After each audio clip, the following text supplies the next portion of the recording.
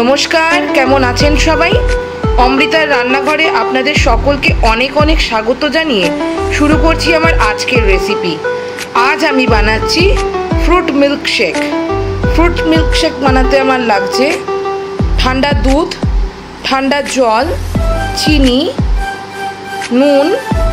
আমি ফ্রুট যেহেতু এখানে নিয়েছি কলা আর আম, আর এক টুকরো নিয়েছি চকলেট। এই চকলেটটা আমি গার্নিশিংয়ের জন্য নিয়েছি। এবার আমি একটা মিক্সিং জার নিয়ে নিয়েছি। এর মধ্যে দিয়ে দেবো প্রথম ফ্রুটসটা, তার মধ্যে দিয়ে দেবো চিনি,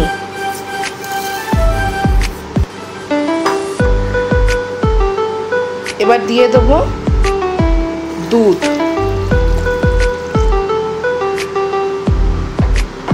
আর দিয়ে দেবো ঠান্ডা জলটা।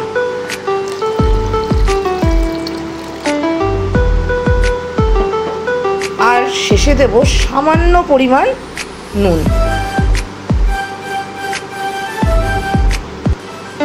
এবার আমি এই সব কিছুটাকে মিক্সিতে একটু মিক্স করে নেব। আমি মিক্স করে নিয়েছি। আমি 1 কাপ দুধ আর হাফ গ্লাস জল দিয়েছিলাম, কিন্তু মিক্স করার পর দেখেছিলাম যে অনেকটা থিক হয়ে গেছে, সেই জন্য আরও হাফ গ্লাস জল দিয়েছি, দিয়ে এইভাবে মিক্স করে নিয়েছি। এবার আমি সার্ভ করে দেবো।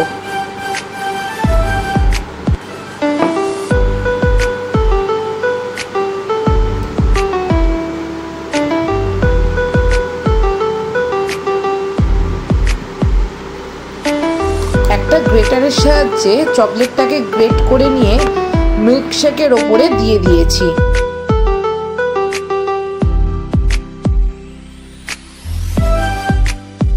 ফ্রুট মিল্কশেক একদম রেডি অ্যান্ড সার্ভ। এই রেসিপিটি যদি আপনাদের ভালো লেগে থাকে তাহলে অবশ্যই লাইক করে দেবেন।